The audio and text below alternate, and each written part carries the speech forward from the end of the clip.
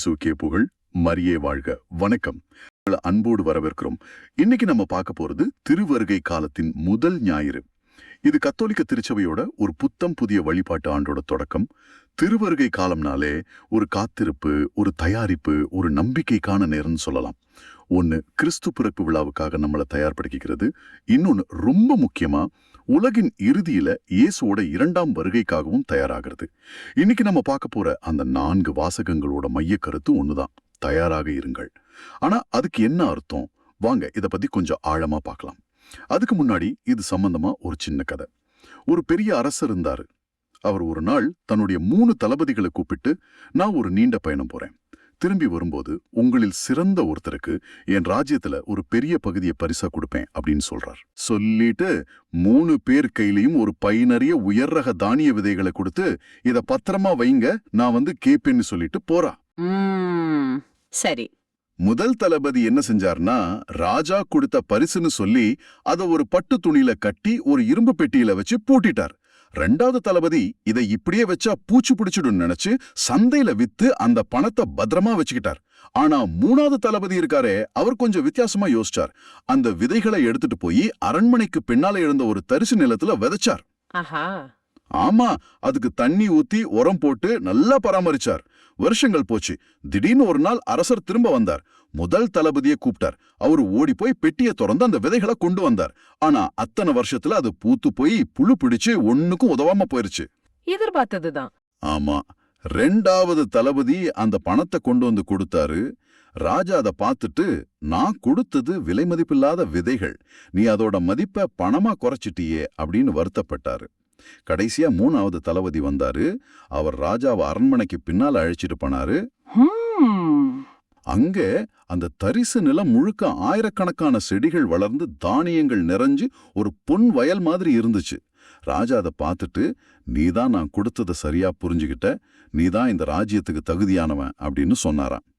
இந்த தயாராக இருப்பது நமக்கு கொடுக்கப்பட்டதை முடக்கி வைக்கிறதில்ல, அதை வளர செய்வது. இந்த சிந்தனையோட போவோம். இது மத்தேயு நற்செய்தியிலிருந்து வருது. இயேசு சொல்ற ஒரு விஷயம் கேட்கறதுக்கு கொஞ்சம் அதிர வைக்கிற மாதிரி இருக்கு. ஆமா, கொஞ்சம் நேரடியான வார்த்தைகள். ஒரு சின்ன கதை சொல்லணும்னு நினைக்கிறேன். ஒரு பள்ளிக்கூடத்துல ஆசிரியர் திடீர்னு ஒரு தேர்வு நடத்த போறதா அறிவிக்கிறார். சில மாணவர்கள் தினமும் பாடங்களை படிச்சதால அவங்க எந்த தயக்கமும் இல்லாம தேர்வு எழுத ரெடியா இருந்தாங்க. ஆனா தேர்வு வரும்போது பாத்துக்கலான்னு நினைச்ச மத்த மாணவர்கள் அந்த திடீர் அறிவிப்பால ரொம்ப அதிர்ச்சியும் பயமும் அடைஞ்சிட்டாங்க. இந்த கதைக்கும் நாம இன்னைக்கு சிந்திக்க போற வாசகத்துக்கும் ஒரு ஆழமான தொடர்பு இருக்கு. ஆமா, நிச்சயமா. மத்தேயு எழுதிய நற்செய்தியிலிருந்து எடுக்கப்பட்ட இந்த பகுதி விழிப்பாயிருங்கள், ஆயத்தமாயிருங்கள்ங்கிற ஒரு முக்கியமான செய்தியை நமக்கு தருது. வாங்க இந்த வாசகத்தோட ஆழத்தை நாம சேர்ந்து பார்க்கலாம். இந்த வாசகத்துல இயேசு தன்னோட வருகைய நோவாவோட காலத்தோட ஒப்பிடுறார். மக்கள் வெள்ளப்பெருக்கு வர்ற வரைக்கும் சாப்பிட்டு குடிச்சு கல்யாணம் பண்ணிக்கிட்டு அவங்க அன்றாட வாழ்க்கையில மூழ்கி இருந்தாங்கன்னு சொல்றார். ஆமா, எனக்கு இங்க ஒரு கேள்வி வருது. சாதாரணமா வாழ்றதுல என்ன தப்பு இருக்க முடியும்? சாப்பிடுறது, குடிக்கிறது, இதெல்லாம் இயல்பான விஷயங்கள். ஆமா, இயல்பான விஷயங்கள் தானே. இதை ஏன் ஒரு எச்சரிக்கையா சொல்லணும்? இது ரொம்ப முக்கியமான கேள்வி. ஏன்னா மேலோட்டமா பார்க்கும்போது அப்படிதான் தோணும். இங்க முக்கியமான விஷயம் அவங்க செஞ்ச செயல்கள் கிடையாது, மாறா அவங்களோட மனநிலை. மனநிலையா? ஆமா, அவங்க தங்களுடைய உலக பிரகாரமான காரியங்கள்ல மட்டுமே முழு கவனம் செலுத்தி வரப்போற ஒரு முக்கியமான நிகழ்வை பத்தி அறியாமலும் அக்கறையின்றியும் இருந்தாங்க. ஓ, கடவுளோட குரலுக்கு செவி கொடுக்காம அவங்க சுய திருப்தியில வாழ்ந்தாங்க. இது இன்னைக்கு நம்ம வாழ்க்கைக்கும் ஒரு பெரிய பாடம். சரி சரி. நம்ம அன்றாட வேலைகள் பொறுப்புகள் மத்தியில ஆன்மீக ரீதியா நம்ம விழித்திருக்கிறோமாங்கிறது இது கேள்விக்கு உட்படுத்துது. அப்போ பிரச்சனை அவங்க செஞ்ச செயல்கள்ல இல்ல, அவங்க கவனம் செலுத்த மறந்த விஷயத்துல இருக்கு. சரியா சொன்னீங்க. கடவுளை மறந்து உலக விஷயங்கள்ல மட்டுமே மூழ்கி போயிருக்கிற எந்த ஒரு காலகட்டத்துக்குமான ஒரு குறியீடு தான் இந்த நோவாவின் காலம். சரி, மக்கள் கவனக்குறைவா இருந்தாங்கன்றது புரியுது. ஆனா அதுக்கு அடுத்து வர பகுதி தான் கொஞ்சம் திகைப்பூட்டுற மாதிரி இருக்கு. ஆமா, வயல்ல இருக்கிற 2 பேர்ல ஒருத்தர் எடுத்துக்கொள்ளப்படுவார், இன்னொருத்தர் விட்டு விடப்படுவார். திரிகையில மாவு அரைக்கிற 2 பேர்ல ஒருத்தருக்கும் இதே நிலைமைதான். இந்த திடீர் பிரிவினை எதை குறிக்குது? இது ஒரு பயமுறுத்துற செய்தி இல்ல, ஆனா ஒரு தெளிவுபடுத்துற செய்தி. ஓ, இது கடவுள் ஒருத்தரை தேர்ந்தெடுத்து மத்தவரை கைவிடுறாருன்னு அர்த்தம் கிடையாது. மாறாக ஒவ்வொருத்தரோட தயாரிப்பு நிலையையும் இது காட்டுது. தயாரிப்பு நிலையா? ஆமா. யார் ஒருவர் கடவுளோட உறவுல நிலைச்சிருந்து ஆன்மீக ரீதியா ஆயத்தமா இருக்காரோ அவர் எடுத்துக்கொள்ளப்படுகிறார். அதாவது கடவுளோட வருகைக்கு தயாரா இருக்கிறார். அப்போ விட்டுவிடப்படுறவர்? ஆயத்தம் இல்லாதவர் விட்டுவிடப்படுகிறார். இது நம்ம ஒவ்வொருத்தரோட தனிப்பட்ட ஆன்மீக பொறுப்புணர்வை ரொம்ப ஆழமா வலியுறுத்துது.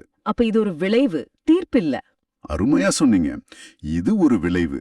வெளித்தோற்றத்துக்கு 2 பேரும் ஒரே வேலை தான் செஞ்சிட்டு இருந்தாங்க.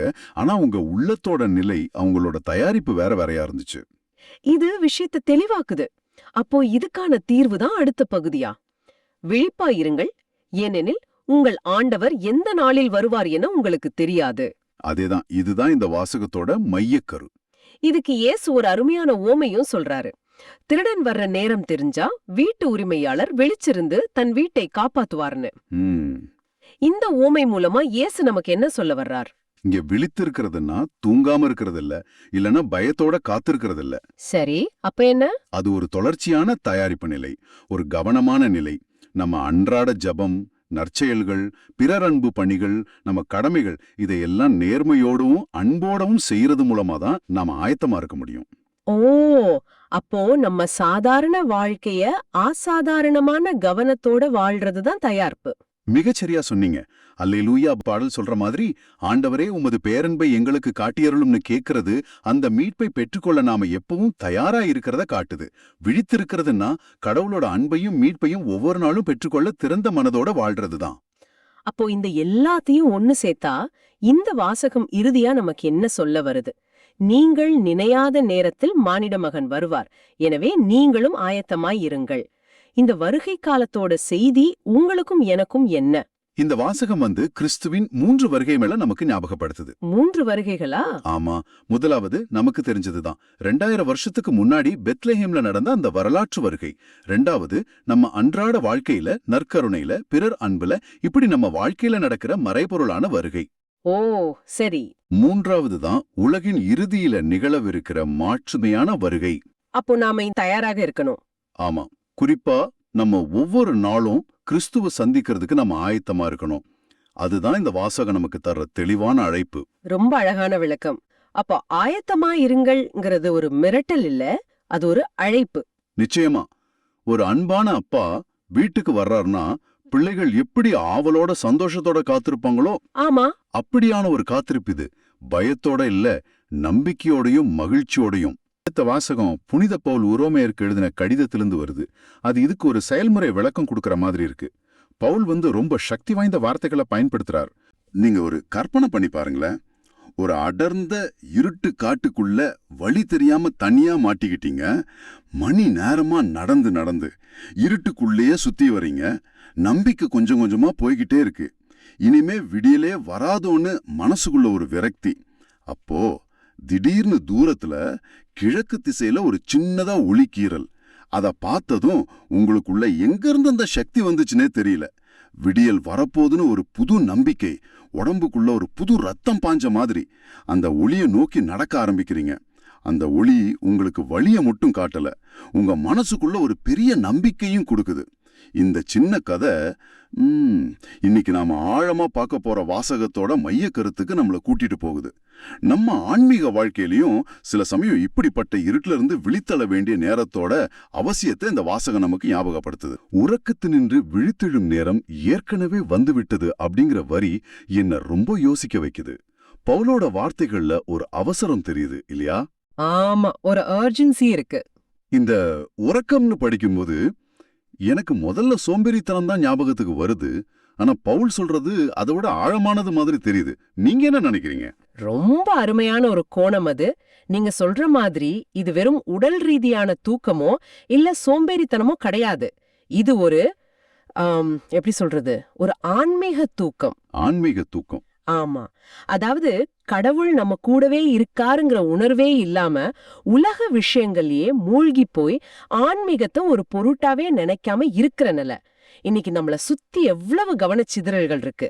நம்ம போனை எடுத்தா போதும் மணி நேர கணக்குல அதுலயே மூழ்கிடுறோம். உண்மைதான். நம்ம வேலை, நம்ம கவலைகள், நம்ம சந்தோஷங்கள்னு இதுக்குள்ளேயே சுத்தி சுத்தி வர்றதால நம்ம ஆன்மா என்ன நிலையில இருக்குன்னு யோசிக்கவே நேரம் இல்லாம போயிடுது.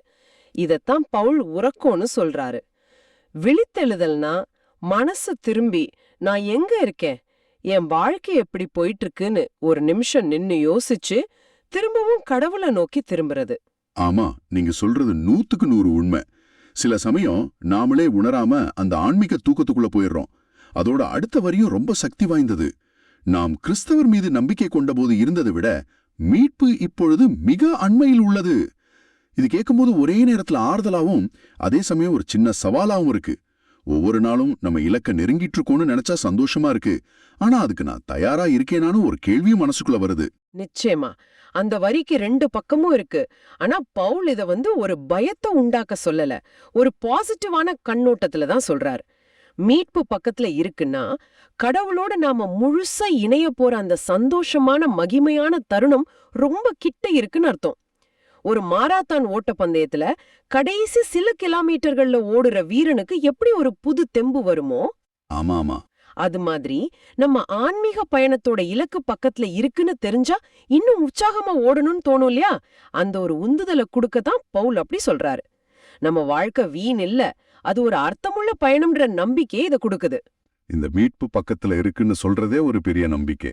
அந்த நம்பிக்கையை பவுல் அடுத்த வரியில இன்னும் அழகா கொண்டு வரா மாதிரி இருக்கு. இந்த இரவு பகல் உருவகத்தை வச்சு இல்லையா? கரெக்ட். இரவு முடியப் போகிறது, பகல் நெருங்கி உள்ளது. அடடா, என்ன ஒரு கவித்துவமான வரி! இந்த உருவகத்தை வச்சு பவுல் ஒரு நேரடியான அழைப்பு கொடுக்கிறாரு. இருளின் ஆட்சிக்குரிய செயல்களை களைந்துவிட்டு ஒளியின் ஆட்சிக்குரிய படைக்கலங்களை அணிந்து கொள்வோமாக. இங்க இருளின் செயல்கள், ஒளியின் படைக்கலங்கள்னு சொல்றது எதை குறிக்குது? இது ரொம்ப முக்கியமான ஒரு இடம். பவுலே அடுத்த வரியில இருளின் செயல்கள்னா என்னன்னு ஒரு லிஸ்ட் கொடுக்கிறார். ஆமாம், களியாட்டம், வெறி. ஆமா, களியாட்டம், வெறி, கூடா ஒழுக்கம், காம வெறி, சண்டை சச்சரவு, இது வெறும் செய்யக்கூடாதவை லிஸ்ட் மட்டும் கிடையாது. இத நாம அந்த காலத்து சூழலோட சேர்த்து பார்க்கணும். முதல் நூற்றாண்டு உரோமை சமூகத்துல இந்த விஷயங்கள் எல்லாம் அது ஒரு தனிப்பட்ட மனுஷனோட தப்பு மட்டும் இல்ல, அது அவங்க கலாச்சாரத்தோட சில மத சடங்குகளோட ஒரு பகுதியாவே இருந்துச்சு. அப்போ பவுல் இதெல்லாம் விடுங்கான்னு சொல்லும்போது அவர் வெறும் தனிப்பட்ட ஒழுக்கத்தை மட்டும் சொல்லல, உங்களை சுத்தி இருக்கிற கலாச்சாரமே தவறான பாதையில போனாலும் நீங்க அதுக்கு எதிரா வேறொரு வாழ்க்கைய வாழுங்கன்னு ஒரு புரட்சிகரமான அழைப்பு கொடுக்கிறார். ஓ, அப்படியா? நான் இத வெறும் தனிப்பட்ட பாவங்களா மட்டும்தான் பார்த்தேன். ஆனா நீங்க சொல்றத கேட்கும்போது இது ஒரு சமூக நிலைப்பாடா தெரியுது. கிறிஸ்துவ வாழ்க்கைங்கிறது மத்தவங்க செய்யறாங்க என்பதற்காக எதையும் செய்யாம ஒரு மாற்று வாழ்க்கையை வாழ்ந்த காட்டுறதுன்னு புரியுது. அப்போ ஒளியின் படைக்கலங்கள்னா என்ன? அது எப்படி நம்மள பாதுகாக்கும்? ஒளியின் படைக்கலங்கள்னா அன்பு, தன்னடக்கம், தூய்மை, அமைதி, பிறர் அன்பு, இந்த மாதிரி கிறிஸ்தவ நற்பண்புகள் தான். பவுல் ஏன் இத படைக்கலங்கள் இல்லைன்னா ஆயுதங்கள்னு சொல்றாருன்னா, நம்ம ஆன்மீக வாழ்க்கை ஒரு பூங்காவில நடக்கிற மாதிரி மென்மையானது இல்ல. அது ஒரு போர்க்களம். ஆமா, அது ஒரு போர்க்களம். தீய சக்திகளுக்கு எதிரா, நம்மளோட தீய ஆசைகளுக்கு எதிரா நாம தினமும் போராட வேண்டியிருக்கு. இந்த போராட்டத்துல அன்புங்கிற கவசம், உண்மைங்கிற வாள், நீதிங்கிற கேடயம்னு இந்த நற்பண்புகள் தான் நம்மள பாதுகாக்கிற ஆயுதங்களா இருக்கு. கோபம் வர்ற ஒரு சூழ்நிலையில பொறுமைங்கிற படைக்கலத்தை நாம பயன்படுத்தினா அந்த தீமையிலிருந்து நாம பாதுகாக்கப்படுறோம். இது ரொம்ப ஆழமான புரிதல். வெறும் விதிகளை பின்பற்றதில்ல, ஒரு போருக்கு தயாராகிற வீரனை போல இந்த நற்பண்புகளை நம்ம ஆயுதமா எடுத்துக்கணுங்கிறது புதுசா இருக்கு.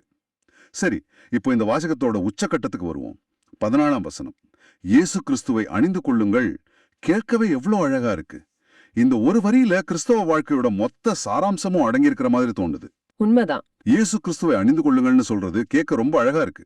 ஆனா செவ்வாய்க்கிழமை காலையில டிராபிக்ல மாட்டிக்கிட்டு கோபமா இருக்கும்போது இதை எப்படி நடைமுறையில செய்யறது?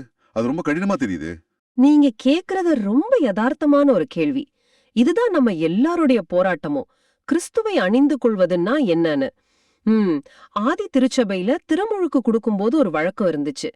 திருமுழுக்கு பெற போறவங்க தங்களோட பழைய ஆடைகளை களைஞ்சிட்டு தண்ணியில மூழ்கி எழுந்ததும் அவங்களுக்கு ஒரு பெலனஞ்சமான புது ஆடையை கொடுப்பாங்க. அந்த புது ஆடை அவங்க போட்டுக்கும் போது அவங்க கிறிஸ்துவ அணிந்து கொண்டதா அடையாளப்படுத்தினாங்க. வாவ், இந்த பின்னணி தெரியாததால நான் இதை ஒரு உருவகமா மட்டும்தான் நினைச்சேன். ஆனா அது ஒரு நிஜமான சடங்கா இருந்திருக்குங்கிறது கேட்கும்போது அந்த வார்த்தைகளோட கனம் இன்னும் அதிகமாகுது. ஆமா, அந்த சடங்கு ஒரு ஆரம்பம் தான். அதுக்கப்புறம் ஒவ்வொரு நாளும் நம்ம கிறிஸ்துவ அணிந்து கொள்ள முயற்சி செய்யணும். நீங்க சொன்ன அந்த டிராஃபிக் உதாரணத்தை எடுத்துக்குவோம். அந்த நேரத்துல நமக்கு இயல்பா வர்றது கோவம், எரிச்சல். ஆனா அந்த ஒரு நிமிஷம் ஒருவேளை இந்த இடத்துல இயேசு இருந்தா எப்படி நடந்து கொண்டிருப்பார்னு யோசிக்கிறது தான் கிறிஸ்துவ அணிந்து கொள்வதற்கான முதல் படி. உடனே நம்ம கோபம் காணாம போகாது. ஆனா அந்த கோபத்துக்கு அடிமையாகாம அதை கட்டுப்படுத்த முயற்சி செய்யறோம். அந்த முயற்சி தான் கிறிஸ்து நம்ம மூலமா செயல்பட நாம கொடுக்கிற இடம். புரியுது. நம்ம சிந்தனை, நம்ம வார்த்தை, நம்ம செயல் எல்லாத்திலையும் கிறிஸ்துவோட சாயலை கொண்டு வர முயற்சி செய்யறதா இது. கரெக்ட். அதோட பவுல் உடனடியா சொல்ற விஷயத்தையும் நம்ம கவனிக்கணும். தீய இச்சைகளை தூண்டும் ஊனியல்பின் நாட்டங்களுக்கு இடம் கொடுக்க வேண்டாம். அப்போ கிறிஸ்துவ அணிந்து கொள்றதுங்கிறது நம்மளோட பாவ இயல்புகளை கட்டுப்படுத்த நமக்கு கிடைக்கிற ஒரு பெரிய சக்தியா இருக்கு இல்லையா? நிச்சயமா. ரெண்டும் ஒன்னோட ஒண்ணு இணைஞ்சது. நம்ம சொந்த பலத்துல நம்ம தீய ஆசைகளை ஜெயிக்கிறது ரொம்ப கஷ்டம். ஆனா நம்ம ஜெபம், அருள் சாதனங்கள், முக்கியமா நற்கருணை மூலமா கிறிஸ்துவோட நம்ம உறவை புதுப்பிக்கும் போது அவரோட ஆவியானவர் நம்ம உள்ள இருந்து செயல்பட ஆரம்பிக்கிறார். அவரோட பலம் நம்ம பலவீனத்துல நமக்கு துணியா வருது. நம்ம பழைய பாவ சுபாவங்கள் கொஞ்சம் கொஞ்சமா மறைஞ்சு கிறிஸ்துவோட புதிய சுபாவங்களான அன்பு, பொறுமை, இரக்கம் எல்லாம் நம்ம கிட்ட வளர ஆரம்பிக்குது. அதனால கிறிஸ்துவை அணிந்து கொள்வதுங்கிறது ஒரே நாள்ல நடக்கிற மேஜிக் கிடையாது. அது ஒரு வாழ்நாள் பயணம். ஆக இந்த முழு வாசகமும் சொல்ற ஒரு முக்கியமான விஷயம், நம்ம கிறிஸ்துவ வாழ்க்கைங்கிறது ஒரு மந்தமான செயலற்ற நிலை இல்ல. அது ஒரு தொடர்ச்சியான விழிப்புணர்வுள்ள ஒரு செயல்பாடு. ஒவ்வொரு நாளும் நம்ம தூக்கத்துல இருந்து எழணும், இருட்ட விளக்கணும், ஒளிய அணிஞ்சுக்கணும். இதுதான் திருவருகை காலத்தோட உண்மையான தயாரிப்பு இல்லையா? நிகழகா சொன்னீங்க. இந்த தயாரிப்புக்கு உதவ ஒரு சின்ன சிந்தனையை மட்டும் நான் முன்வைக்கிறேன். நீங்க இந்த உரையாடலை கேட்டு முடிச்சதும் ஒரு நிமிஷம் தனியா உட்காந்து யோசிச்சு பாருங்க. இன்னைக்கு என் வாழ்க்கையில இருந்து நான் தூக்கி எறிய விரும்புற இருட்டின் செயல் எது? அது ஒரு கோபமான வார்த்தையா இருக்கலாம், ஒரு சின்ன பொய்யா இருக்கலாம், இல்ல மத்தவங்கள பத்தி பேசுற ஒரு கெட்ட பழக்கமா இருக்கலாம். அது எதுன்னு நேர்மையா அடையாளம் காணுங்க. அதே மாதிரி அதுக்கு பதிலா நான் எடுத்து அணிய விரும்புற ஒளியன் படைக்கலம் எது? அது பொறுமையா, மன்னிப்பா, இல்ல ஒரு சின்ன உதவி செய்யற மனப்பான்மையா இருக்கலாம். இந்த ஒரு கேள்விக்கு நம்ம நேர்மையா பதில் தேடும்போது இந்த திருவருகை காலம் ரொம்ப அர்த்தமுள்ளதா மாறும். ரொம்ப ஆழமான, நடைமுறைக்கு ஏத்த ஒரு கேள்வி. நிச்சயமா எல்லாரும் இதை சிந்திச்சு பார்ப்பாங்கன்னு நம்புறேன். சுருக்கமா சொல்லணும்னா, பவுலோட இந்த வாசகம் நேரத்தின் அருமையை உணர்த்தி நம்மள தட்டி எழுப்புற ஒரு அவசர அழைப்பு. ஆன்மீக தூக்கத்திலிருந்து விழிச்சு பழைய பாவ வாழ்க்கையை விட்டுட்டு ஒளியின் நாயகனான இயேசு கிறிஸ்துவையே நம்ம சுபாவமாக, நம்ம ஆடையாக அணிஞ்சுகிட்டு ஒவ்வொரு நாளையும் வாழணுங்கிறது தான் இதோட சாரம். அப்போ மத்தேயு நற்செய்தி என்ன செய்யணும்னு சொல்லுது? அதாவது விழிப்பா இரு. பவுலின் கடிதம் எப்படி செய்யணும்னு சொல்லுது? அதாவது கிறிஸ்துவ அணிந்துக்கோ. ஆனா ஒரு முக்கியமான கேள்வி இன்னும் பாக்கி இருக்கு. சொல்லுங்க. நாம எதுக்காக இவ்ளோ கஷ்டப்பட்டு தயாராக இருக்கணும்? அந்த இறுதி வருகை, அந்த முடிவு எப்படிப்பட்டதா இருக்கும்? மத்தேயு வாசகத்தை கேட்டா கொஞ்சம் பயமா இருக்கு. ஆனா முதல் வாசகம் எசாயா இறைவாக்கினர் வாசகம். அது முற்றிலும் வேற ஒரு சித்திரத்தை கொடுக்குது. ரொம்ப நம்பிக்கையா, அழகா இருக்கு. அத பத்தி கொஞ்சம் சொல்லுங்களேன். நிச்சயமா. இதுதான் அந்த எல்லா வாசகங்களையும் இணைக்கிற ஒரு மையப்புள்ளி. நாம பயந்துகிட்டே காத்திருக்கல. நாம ஒரு அற்புதமான விஷயத்துக்காக காத்திருக்கிறோம். ஒரு சின்ன கதையோட தொடங்கலாமா? ஒரு கிராமத்துல 2 விவசாயிங்க இருந்தாங்க. அவங்களுக்குள்ள பல வருஷமா ஒரு தீராத பகை. காரணம் என்னன்னா, அவங்க நிலத்துக்கு நடுவுல இருந்த ஒரு சின்ன எல்லை தான். அந்த எல்லையில இருந்த ஒரு கல் சுவர் அவங்க மனசுக்குள்ள ஒரு பெரிய சுவராவே மாறிடுச்சு. அவங்க ஒருத்தரோட ஒருத்தர் பேசிக்க மாட்டாங்க, பாத்துக்கிட்டா கூட முகத்தை திருப்பிக்கிட்டு போயிடுவாங்க. ஒரு நாள் ராத்திரி பயங்கரமான புயல், மழை. அந்த மழையில அந்த சுவர் மொத்தமா இடிஞ்சு தரமட்டம் ஆயிடுச்சு. காலையில வந்து பாக்குற 2 பேருக்குமே முதல்ல கோபம்தான் வந்தது. ஆனா செதறி கிடந்த அந்த கற்களை பார்த்தப்போ அவங்க ஒருத்தர் பாத்துக்கிட்டாங்க. மெதுவா 2 பேரும் சேர்ந்து அந்த இடிபாடுகளை ஒதுக்க ஆரம்பிச்சாங்க. எந்த வார்த்தையும் பேசிக்கல. ஆனா வேலை செய்ய செய்ய அவங்களுக்குள்ள இருந்த அந்த பகைங்கிற சுவரும் கொஞ்சம் கொஞ்சமா உடைய ஆரம்பிச்சது. கடைசியில அந்த பிரிச்ச சுவரே அவங்கள ஒண்ணு சேர்க்கிற ஒரு காரணமா மாறிடுச்சு. இந்த கதைக்கும் சிந்திக்க போற இறை வார்த்தைக்கும் ஒரு பெரிய தொடர்பு இருக்கு. ரொம்ப அருமையான தொடக்கம். சொல்ல போனா அந்த விவசாயிகளோட கதை தான் இசாயாவோட முழு தரிசனத்தோட ஒரு சுருக்கமே. பிரிவினையோட சின்னம் எப்படி ஒற்றுமையோட தொடக்கமா மாறுதுங்கிறது தான் அதோட மையம். இது சமாதானத்துக்கும் ஒற்றுமைக்குமான ஒரு பெரிய அழைப்பு. வாங்க இந்த வாசகத்துல மறைஞ்சிருக்கிற ஆழமான செய்திகளை ஒவ்வொன்னா பார்க்கலாம். சரி, வாசகத்தோட முதல் பகுதியிலிருந்தே ஆரம்பிக்கலாம். அதோட வார்த்தைகளே ஒரு பெரிய காட்சியை கண்முன்னாடி கொண்டு வருது. இறுதி நாள்களில் ஆண்டவரோட கோவில் அமைந்துள்ள மலை எல்லா மலைகளுக்கும் மேலாக உயர்ந்து நிலைநிறுத்தப்படும். மக்களினங்கள் சாறை சாறையாய் அதை நோக்கி வருவார்கள். இந்த வரிகளை நீங்க கேட்கும்போது, ஒரு பெரிய மலை, அதோட உச்சியில ஒரு கோவில், எல்லா நாட்டு மக்களும் அதை நோக்கி பயணம் செய்யறாங்க. மனசுல ஒரு பிரம்மாண்டமான காட்சி வருது இல்லையா? நிச்சயமா. அந்த காட்சிக்குள்ள இருக்கிற குறியீடு தான் ரொம்ப ரொம்ப ஆழமானது. அந்த காலத்துல ஆண்டவரோட கோவில் இருக்கிற மலைன்னா அது சீயோன் மலை. அங்கிருந்து எருசலேம் ஆலயத்தை தான் நேரடியா குறிச்சது. அது யூதர்களோட வழிபாட்டு மையம், அவங்களோட தேசிய அடையாளத்தோட மையம். ஆனா எஷயாவோட பார்வை அந்த புவியியல் எல்லையெல்லாம் தாண்டி போகுது. அது வெறும் ஒரு கட்டிடம் இல்ல, கடவுளோட பிரசன்னம் வெளிப்படுற ஒரு உலகளாவிய மையம். இதுல என்ன ரொம்ப ஈர்க்குதுன்னா, அந்த மக்களினங்கள்ங்கிற வார்த்தை ஒரு குறிப்பிட்ட இனம், ஒரு குறிப்பிட்ட மக்கள்னு சொல்லாம பன்மையில சொல்லப்பட்டிருக்கு. அந்த காலத்துல இது எவ்வளவு புரட்சிகரமான ஒரு சிந்தனையா இருந்திருக்கும். எங்க கடவுள் தான் பெரியவர்னு ஒவ்வொரு நாடும் சண்டை போட்டுக்கிட்டு இருந்த காலம் அது. அப்படிப்பட்ட ஒரு சூழல்ல எசாயா எழுந்து நின்னு, இல்ல, ஒரே ஒரு கடவுள் தான் இருக்கிறாரு, அவர் எல்லா மக்களினங்களோட கடவுள், எல்லோரும் அவரை தேடி வருவாங்கன்னு சொல்றது, அது அன்னை அரசியல் மத நம்பிக்கையோட அடித்தளத்தையே அசைச்சு பார்க்கிற மாதிரி. இது ஒரு ஆன்மீக உலகமயமாக்கலுக்கான முதல் அழைப்புனே சொல்லலாம். அப்போ இந்த தரிசனம் மத்த பேரரசுகளுக்கு ஒரு வித அச்சுறுத்தலா கூட பார்க்கப்பட்டிருக்கலாம் இல்லையா? எல்லோரும் எருசலேமுக்கு வருவாங்கங்கிறது ஒரு அரசியல் ஆதிக்கமா புரிஞ்சுக்கப்பட வாய்ப்பு இருந்திருக்குமா? சரியான கேள்வி. நிச்சயமா அந்த வாய்ப்பு இருந்தது. ஆனா அடுத்த வரியிலேயே எசாயா அந்த சந்தேகத்தை உடைச்சிடுறார். மக்கள் ஏன் வராங்கங்கிறது தான் இங்க ரொம்ப முக்கியம். ஆமா, அதுதான் அடுத்த கட்டம். மக்கள் ஏன் அந்த மலைக்கு வராங்க? புறப்படுங்கள், ஆண்டவரின் மலைக்கு செல்வோம். அவர் தம் வழிகளை நமக்கு கற்பிப்பார், நாமும் அவர் நெறிகளில் நடப்போம். அவங்க போருக்கோ வியாபாரத்துக்கோ போகல, அவங்க கத்துக்க போறாங்க. கரெக்ட். அங்கதான் ஒரு பெரிய மாற்றமே நடக்குது. ஒரு பேரரசு என்ன செய்யும்? மத்த நாடுகளை படைபலத்தால அடக்கி தன்னோட சட்டங்களை அவங்க மேல திணிக்கும். ரோம் அப்படித்தான் செஞ்சது. ஆனா எசையா காட்டுற இறையரசோட அமைதி அப்படி இல்ல. இங்க மக்கள் கட்டாயப்படுத்தப்படல, அவங்களாவே முன்வந்து இறைவனோட வழிகளை கத்துக்க விரும்புறாங்க. உங்க வழிகள் எங்களுக்கு வேணும், அதை கத்துக் கொடுங்கிற ஒரு ஏக்கத்தோட வராங்க. இது திணிக்கப்பட்ட அதிகாரம் இல்ல, ஈர்க்கப்பட்ட ஞானம். அப்படியானா சீயோனிலிருந்தே திருச்சட்டம் வெளிவரும், எருசலேமிலிருந்தே ஆண்டவரின் திருவாக்கு புறப்படும்ங்கிற வரிக்கு இன்னும் ஆழமான அர்த்தம் இருக்கு. அதிகாரம்ங்கிறது ஆயுதங்கள்ல இல்ல, உண்மையான அதிகாரம் இறைவனோட வார்த்தையிலையும் ஞானத்திலையும் தான். ஆமா, இந்த திருவருகை காலம் கூட அதுக்காகத்தானே. இயேசுவோட வருகைக்காக நம்ம தயார் பண்றதுன்னா என்ன அர்த்தம்? அவரோட வழிகளை கத்துக்க நம்ம மனச திறந்த வைக்கிறது தான். நாமளும் அந்த பயணிகளோட சேர்ந்து, ஆண்டவரே உம் வழிகளை எங்களுக்கு கற்பியும்னு கேட்கிற நேரம் தான் இது. இந்த கற்றலுக்கு பிறகு வர்ற மாற்றம்தான் வாசகத்தோட உச்சகட்டம். நம்ம எல்லாரோட மனசுலயும் ஆழமா பதிஞ்சிருக்கிற அந்த பகுதி.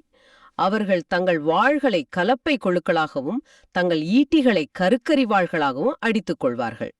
இந்த உருவகம் காலத்தால் அழியாதது. இது வெறும் போர் வேணான்னு சொல்றதில்ல, அதை விட ரொம்ப ஆழமானது. இதுல என்ன ரொம்ப பாதிக்குதுன்னா அந்த செயல்பாடு, ரீஃபார்ஜிங்னு சொல்வாங்க இல்லையா, அது. வாழ தூக்கி எறியல, அதை உருமாத்துறாங்க. அழிவோட கருவியா ஆக்கத்தோட கருவியா மாத்துறாங்க. ஒரு உயிரை கொல்ல பயன்பட்ட அதே இரும்பு இப்போ நிலத்தை உழுது பல உயிர்களுக்கு உணவளிக்கிற கலப்பையா மாறுது. இது எவ்வளவு பெரிய நம்பிக்கை! அருமையா சொன்னீங்க. இது மன மாற்றத்தோட செயல் வடிவம். அதோட எசாயா இன்னும் ஒரு படி மேல போறாரு. ஓர் இனத்திற்கு எதிராக மற்றொரு இனம் வாள் எடுக்காதுன்னு மட்டும் அவர் சொல்லல, அவர்கள் இனி ஒருபோதும் போர் பயிற்சி பெறமாட்டார்கள்னு சொல்றாரு. இதுதான் ரொம்ப முக்கியம். போருக்கான தயாரிப்பு கூட இருக்காதுங்கிறாரு. அதாவது போரை பத்தின எண்ணமே மனுஷ மனசுல இருந்து அகற்றப்படுற ஒரு காலம் வரும்னு சொல்றாரு. இதுதான் நீங்க முதல்ல சொன்ன அந்த விவசாயிகளோட கதைக்கு நம்மள திரும்ப கொண்டு வருது. அவங்க இடிபாடுகளை அகற்றினதுக்கு அப்புறம் மறுபடியும் ஒரு பிரிக்கிற சுவரை கட்டல. அவங்க ஒன்னா உழைச்சதால இனிமே தங்களுக்குள்ள ஒரு சுவர் தேவையில்லைங்கிற மனநிலைக்கு வந்துட்டாங்க. அதுதான் உண்மையான மாற்றம். ஆமா, இதுதான் எபிரேய மொழியில ஷலோம்னு சொல்ற முழுமையான அமைதி. ஷலோம்னா வெறுமன சண்டையில்லாத நிலம் மட்டும் இல்ல, அது நீதி, ஒற்றுமை, நல்லிணக்கம், வளம் எல்லாமே நிறைஞ்ச ஒரு இணக்கமான வாழ்வு. எல்லாமே அதனது நிலத்துல கடவுளோட திட்டப்படி இயங்குற ஒரு நிலை. எசாயா அந்த முழுமையான அமைதியை பத்தி தான் இங்க கனவு காண்றார். இவ்ளோ பெரிய உலகளாவிய ஒரு தரிசனத்துக்கு பிறகு வாசகம் ரொம்ப எளிமையான ஆனா சக்தி வாய்ந்த ஒரு அழைப்போட முடியுது. திடீர்னு எதிர்காலத்திலிருந்து நிகழ்காலத்துக்கு வந்து யாக்கோபின் குடும்பத்தாரே வாருங்கள் நாம் ஆண்டவரின் ஒளியில் நடப்போம்னு கூப்பிடுறார். இந்த திடீர் மாற்றம் ஏன்? இதுதான் இந்த வாசகத்தோட மிக முக்கியமான பகுதின்னு நினைக்கிறேன். அந்த அற்புதமான எதிர்கால அமைதி நாம சும்மா உட்கார்ந்து காத்துக்கிட்டு இருந்தா தானா நடக்கிற ஒரு விஷயம் இல்ல. அது ஒரு வாக்குறுதி. அதே நேரத்துல அது ஒரு திட்டம். அந்த அமைதியான உலகத்தை நோக்கிய பயணத்தை நாம இந்திக்கே இப்பவே தொடங்கணுங்கிறது தான் இதோட அர்த்தம். அந்த மலையோட உச்சிக்கு போகணும்னா நாம இங்க இருந்து நடக்க ஆரம்பிக்கணும். ஆண்டவரின் ஒளியில் நடப்பதுனா என்ன? இது நம்ம அன்றாட வாழ்க்கையோட எப்படி பொருத்தி பார்க்கறது? ஆண்டவரோட ஒளிங்கிறது அன்பு, நீதி, இரக்கம், மன்னிப்பு, உண்மை. இந்த மாதிரி இறைவனோட பண்புகள் தான். அந்த ஒளியில நடக்கிறதுனா இந்த பண்புகளை நம்ம அன்றாட தேர்வுகள்ல கொடைப்பிடிக்கிறது தான். ஒரு உதாரணத்துக்கு, கோபத்துல நாம ஒருத்தருக்கு மெசேஜ் டைப் பண்றோம்னு வைங்க. அதுல இருக்கிற ஒவ்வொரு வார்த்தையும் ஒரு கூர்மையான வாள் மாதிரி. அதை அனுப்புறதுக்கு முன்னாடி ஒரு நிமிஷம் நிறுத்தி இது ஒளியோட செயலா இல்ல இருட்டோட செயலான்னு கேட்டுட்டு அதை அழிச்சிட்டு அதுக்கு பதிலா நேர்ல போய் அமைதியா பேசுறது தான் வாழை கலப்பையா மாத்துறது. அது கஷ்டம்தான், ஆனா அந்த உருமாற்றம் அங்கதான் தொடங்குது. உண்மைதான். இன்னைய உலகத்துல நம்மளோட வாள்கள் பல வடிவங்கள்ல இருக்கு. சோஷியல் மீடியால நாம யோசிக்காம ஷேர் பண்ற வதந்திகள், மத்தவங்கள பத்தி பேசுற புறம் பேச்சு, உறவுகளை முறிக்கிற கடுமையான வார்த்தைகள், இவையெல்லாம் கூட நவீன வாள்கள் தான். ஆமா, இந்த திருவருகை காலம் நம்ம கிட்ட இருக்கிற அந்த நவீன வாள்களை அடையாளம் காண ஒரு அழைப்பு கொடுக்குது. ஒருவேளை உங்க வீட்ல நீங்க பேசாம இருக்கிற ஒரு உறவினர்கிட்ட பேசுறது உங்க வாழை கலப்பையா மாத்திர முதல் படியா இருக்கலாம். இல்லனா நீங்க எப்போ விமர்சனம் பண்ற ஒருத்தரை பத்தி ஒரு நல்ல விஷயத்த சொல்றது அந்த மாற்றமா இருக்கலாம். அந்த பெரிய உலக அமைதிக்கான முதல் அடி நாம எடுக்கிற இந்த சின்ன சின்ன அடிகள்ல தான் இருக்கு. ஆக இன்னைக்கு நாம சிந்திச்ச இந்த வாசகம், திருவருகை காலங்கிறது வெறும் காத்திருப்பு காலம் மட்டும் இல்ல. அது ஒரு நம்பிக்கையோட காலம், ஒரு தயாரிப்போட காலம், ஒரு உருமாற்றத்துக்கான காலம் நமக்கு ஆழமா நினைவூட்டுது. போரும் பிரிவினைகளும் நிறைஞ்ச இந்த உலகத்துல ஒரு நாள் வாள்கள் கலப்பைகளா மாறுங்கிற நம்பிக்கை நமக்கு ரொம்ப தேவை. அந்த நம்பிக்கையை உருவாக்குற முதல் படியே நாம ஒவ்வொருவரும் தான் எடுக்கணும். இறைவாக்கினர் வாள்களை கலப்பைகளா மாத்த சொல்ற. ஒரு வாழை கலப்பையா மாத்தணும்னா அதை நெருப்புல போட்டு சுத்தியாலால பலமுறை அடிக்கணும். அது ஒரு வலி நிறைஞ்ச கடினமான உருமாற்றம். அதே போல நம்மளோட கோவத்தையும் பகைமையையும் அன்பா மாத்துறது எளிதான காரியம் இல்ல. அதுக்கு பொறுமை, முயற்சி, சில சமயம் வலி கூட தேவைப்படும். எல்லாத்துக்கும் மேல இறைவனோட அருள் தேவை. இந்த திருவருகை காலத்துல நாம சிந்திக்க வேண்டிய கேள்வி இதுதான். உங்க வாழ்க்கையில எந்த வாழை நீங்க உருமாற்ற விரும்புறீங்க? அந்த உருமாற்றத்துக்கு தேவையான நெருப்பையும் அதை தாங்குற சக்தியையும் இறைவன்கிட்ட கேட்க நீங்க தயாரா? பகை இல்லாத, வன்முறை இல்லாத முழுமையான அமைதி நிலவர ஒரு உலகத்துக்காகத்தான் நாம தயாராகிறோம். இது பயப்பட வேண்டிய விஷயமா இல்ல கொண்டாட வேண்டிய விஷயமா? வாவ், நிச்சயமா கொண்டாட வேண்டிய விஷயம்தான். அந்த வரலாற்று பின்னணியோட கேட்கும்போது அதோட அர்த்தம் இன்னும் ஆழமாகுது. இத மனசுல வச்சுக்கிட்டு பாடல் 122 பார்க்கும்போது அது ஒரு புதிய ஒளியை தருது. எசையா விவரிக்கிற அந்த மக்கள் கடவுளின் மலையை நோக்கி போகும்போது அவங்க மனசுல என்ன ஓடி இருக்கும், அந்த உணர்வைத்தான் இந்த பாடல் அப்படியே படம் பிடிச்சு காட்டுது இல்லையா? மிக சரியா சொன்னீங்க. எனக்கு ஒரு சின்ன வயசு ஞாபகம் வருது. எங்க ஊர்ல திருவிழான்னா அதுக்கு முந்தின நாள் ராத்திரி ஒரு விதமான பரபரப்பு தொத்திக்கும். எப்படா விடியும், எப்படா சர்ச்சுக்கு போவோம்னு மனசு அடிச்சுக்கும். காலையில அந்த சர்ச் பண்ணி சத்தம் கேட்டதும் ஒரு இனம் புரியாத சந்தோஷம் வரும். ஃப்ரெண்ட்ஸ் கூட சேர்ந்து சர்ச்சை நோக்கி ஓடுறதே ஒரு பெரிய கொண்டாட்ட மாதிரி இருக்கும். அந்த சந்தோஷத்தை அப்படியே ஞாபகப்படுத்துற மாதிரி தான் போற வாசகமும் அமைஞ்சிருக்கு. ஆமா, நீங்க சொல்றது ரொம்ப சரி. அந்த பிள்ளை மனசோட துள்ளல், அந்த எதிர்பார்ப்பு, அதை அப்படியே பிடிச்சு வச்ச மாதிரி ஒரு திருப்பாடல் இது. இதோட மைய கருத்தே ஆண்டவரோட இல்லம் நமக்கு தர்ற ஒரு மாபெரும் மகிழ்ச்சியையும் சமாதானத்தையும் பத்தினதுதான். வசனமே பாருங்க, அவ்வளவு அழகா இருக்கு. ஆண்டவர் இல்லத்திற்கு போவோம் என்ற அழைப்பை கேட்டபோது நான் அகமகிழ்ந்தேன். எருசலேமே, இதோ நாங்கள் அடியெடுத்து வைத்து உன் வாயில்களில் நிற்கின்றோம். இதுல ஒரு கடமை உணர்ச்சி தெரியல இல்லையா? ஞாயிற்றுக்கிழமான சர்ச்சுக்கு போகணுங்கிற மாதிரி இல்ல, போக போறோங்கிற ஒரு கொண்டாட்டம் தெரியுது. அந்த காலத்துல மக்களுக்கு ஆலயத்துக்கு போறது ஏன் இவ்ளோ பெரிய கொண்டாட்டமா இருந்திருக்கும்? இதுக்கு பின்னால ஒரு முக்கியமான வரலாற்று பின்னணி இருக்கு. இந்த திருப்பாடல் ஏறு கீதங்கள், அதாவது சாங்ஸ் ஆஃப் அசென்ஸ் சொல்லப்படுற ஒரு தொடுப்புல இருந்து வருது. இஸ்ராயல் மக்கள் வருஷத்துல 3 முக்கிய திருவிழாவுக்காக பல ஊர்கள்ல இருந்து எருசலேம் மலைக்கு ஏறி பயணம் செய்வாங்க. இது வெறும் ஆன்மீக பயணம் மட்டும் இல்ல, ஒரு உடல் சார்ந்த பல நாட்கள் நடக்கிற ஒரு பயணம். தூசி, களைப்பு, ஆபத்துகள்னு எல்லாத்தையும் தாண்டி ஒரு குழுவா பாடிக்கிட்டே மலையேறி வருவாங்க. ஓ, அப்படியா? ஆமா, அப்படிப்பட்ட ஒரு பெரிய பயணத்தோட இறுதியில தூரத்துல எருசலேமோட மதில் சுவர்களை பார்க்கும்போது அவங்களுக்கு ஏற்படுற உணர்வை வார்த்தையில சொல்ல முடியாது. இப்ப புரியுது. இது ஒரு லாங் ட்ரிப் முடிச்சிட்டு ஊர் வந்து சேர்ந்த மாதிரி ஒரு ஃபீலிங். அந்த பயண களைப்பை எல்லாம் மறக்கடிக்கிற ஒரு பரவசம் அந்த வாசல்ல நிக்கும்போது கிடைச்சிருக்கும் இல்லையா? ஆமா ஆமா, கிடைச்சிருக்கும். அப்பாடா, வந்து சேர்ந்துட்டோங்கிற நிம்மதியும் இனி எல்லாம் நல்லபடியா நடக்குங்கிற நம்பிக்கையும் பிறந்திருக்கும். மிகச்சரியா சொன்னீங்க. அது வெறும் நிம்மதி மட்டும் அல்ல, ஒரு பெரிய சமுதாயத்தோட இணையற உணர்வு. தனியா ஆரம்பிச்ச பயணம் அங்கே ஆயிரக்கணக்கான மக்களோட இணையும் போது ஒரு மாபெரும் திருவிழாவா மாறுது. ஆண்டவர் இல்லம்ங்கிறது வெறும் செங்கல்லால கட்டின கட்டிடம் இல்ல, அது கடவுளோட பிரசன்னம், மக்களோட ஒன்றிப்பு, பாதுகாப்பு எல்லாத்தையும் குறிக்குது. திருவருகை காலம் கூட ஒரு விதமான ஆன்மீக பயணம்தான். நாம இயேசுவோட பிறப்புக்காக நம்மையும் நம்ம உள்ளத்தையும் தயார் செய்யற பயணம். அந்த பயணத்தோட இறுதியில நாம அடைய போற மகிழ்ச்சி தான் இந்த திருப்பாடலோட தொடக்கம். சரி, இந்த மகிழ்ச்சியோட உள்ளே போயாச்சு. அந்த இடத்துல என்னதான் நடக்குது? வழிபாடு மட்டும்தானா? அடுத்த வசனங்கள் இத பத்தி பேசுது. ஆண்டவர் திருக்குலத்தார் அங்கே செல்கின்றனர். இஸ்ரேல் மக்கள் கூட்டத்திற்கிடப்பட்ட கட்டளைக்கு கிணங்க ஆண்டவர் பேருக்கு அவர்கள் நன்றி செலுத்தச் செல்வார்கள். அங்கே நீதி வழங்க அரியணைகள் இருக்கின்றன. இதுல நன்றி செலுத்துறதும் நீதி வழங்குறதும் ஒன்னா வருது. இது எனக்கு கொஞ்சம் ஆச்சரியமா இருந்துச்சு. நாம பொதுவா வழிபாட்டு தலங்களை நன்றி சொல்றதுக்கும் ஜெபிக்கிறதுக்கும் உரிய இடமா தான் பாக்குறோம். ஆனா இங்கே நீதியோட அது இணைக்கப்பட்டிருக்கே. இது ரொம்ப முக்கியமான ஒரு புள்ளி. வழிபாடுங்கிறது வெறும் புகழ்ச்சி பாடல்களோடையோ சடங்குகளோடையோ முடிஞ்சிடுறதில்லை. அது நீதியோட இணைஞ்சிருக்கணுங்கிறத இது ரொம்ப அழகா காட்டுது. பழைய ஏற்பாட்டுல அரசனோட முக்கியமான கடமைகள்ல ஒண்ணு நீதி வழங்குறது. தாவீதின் அரியணை எருசலேம்ல இருந்தது வெறும் அரசியல் அதிகாரத்தோட சின்னம் மட்டுமல்ல, அது கடவுளோட நீதியை நிலைநாட்டுற மையம். மக்கள் தங்களோட பிரச்சனைகளுக்கும் தங்களுக்கு இழைக்கப்பட்ட அநீதிகளுக்கும் தீர்வு காணக்கூடிய ஒரு இடமாவும் ஆண்டவரோட இல்லம் இருந்துச்சு. நீங்க சொல்றது ஒரு புதிய கோணத்தை காட்டுது. அப்போ ஒருத்தர் இன்னொருத்தர் மேல புகார் கொடுக்கவோ இல்ல தங்களுக்கு நியாயம் கேட்கவோ கூட ஆலயத்துக்கு வந்திருக்காங்கன்னு சொல்லலாமா? நிச்சயமா, ஆலய வளாகம் ஒரு நீதிமன்றமாகவும் செயல்பட்டு இருக்கு. அதனாலதான் திருப்பாடலாசிரியர் வழிபாட்டையும் நீதியையும் பிரிக்க முடியாததா பார்க்கிறார். இந்த தாவீதின் வம்சத்துல இருந்துதான் மெசியா வருவாருங்கிற நம்பிக்கை இயேசுவின் நீதியான ஆட்சிக்கான எதிர்பார்ப்பா மாறிச்சு. நாம திருவருகை காலத்துல இயேசுவின் வருகைக்காக காத்திருக்கும் போது வெறும் ஒரு குழந்தை பிறப்புக்காக மட்டும் காத்திருக்கல, சமாதானத்தின் அரசர், நீதியின் அரசரோட வருகைக்காகவும் காத்திருக்கிறோம். அப்படியானா நாம சர்ச்சுக்கு போயே ஜெபம் பண்றதோட நம்ம கடமை முடிஞ்சிடுறது இல்ல. இல்லவே இல்ல.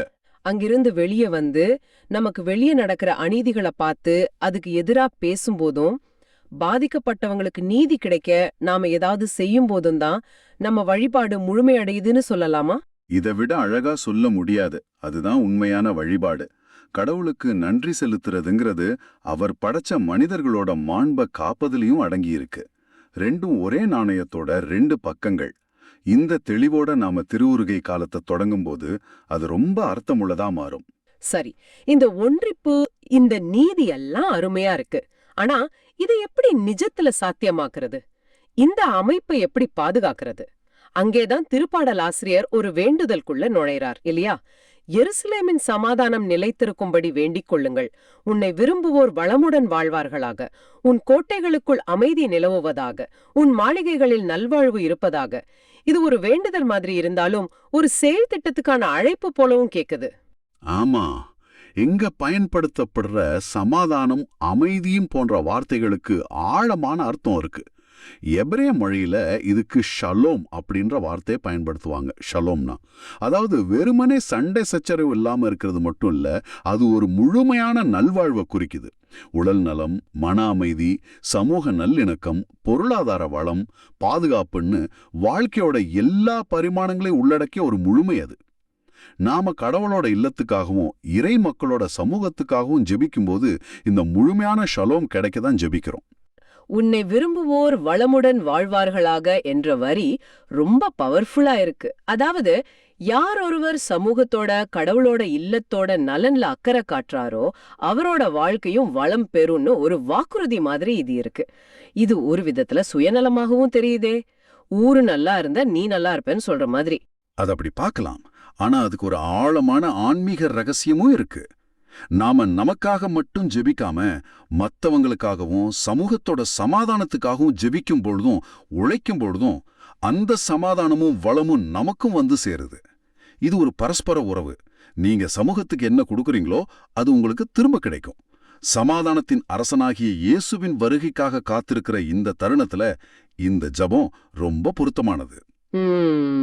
நாம நமக்காக மட்டும் வாழாம ஒரு சமூகமா வாழவும் ஒருத்தருக்கு ஒருத்தர் நலனுக்காக மன்றாடவும் இந்த வாசகம் நம்மள பழக்குது. இந்த ஜெபம் ரொம்ப பொதுவானதா ஒரு சமூகத்துக்கான ஜெபமா இருக்கு. ஆனா திடீர்னு கடைசி 2 வசனங்கள்ல இது ஒரு தனிப்பட்ட உறுதிமொழியா மாறுது பாருங்க. உன்னுள் சமாதானம் நிலவுவதாக என்று நான் என் சகோதரர் சார்பிலும் என் நண்பர் சார்பிலும் உன்னை வாழ்த்துகின்றேன். நம் கடவுளாகிய ஆண்டவர் இல்லம் இங்கே இருப்பதால் உனது நலம் பெருகும்பதை நான் மன்றாடுவேன். இங்க நாங்கள்னு இல்லாம நான்னு மாறுது. எதுக்காக இந்த திடீர் மாற்றம்? இதுதான் இந்த வாசகத்தோட உச்சம். இதுதான் இந்த பயணத்தோட கடைசி கட்டம்.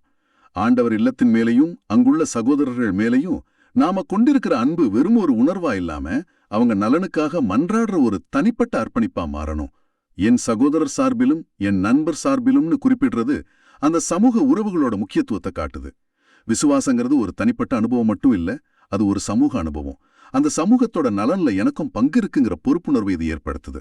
அப்போ சமூகத்தோட சமாதானம்ங்கிறது யாரோ ஒருத்தர் செய்ய வேண்டிய வேலை இல்ல. அது என்னோட வேலை, உங்களோட வேலைன்னு ஒவ்வொருத்தரும் தனிப்பட்ட முறையில பொறுப்பெடுத்துக்கணும்னு இந்த திருப்பாடல் சொல்லுது. அப்படித்தானே? மிகச்சரி. அதுதான் பாயிண்ட்.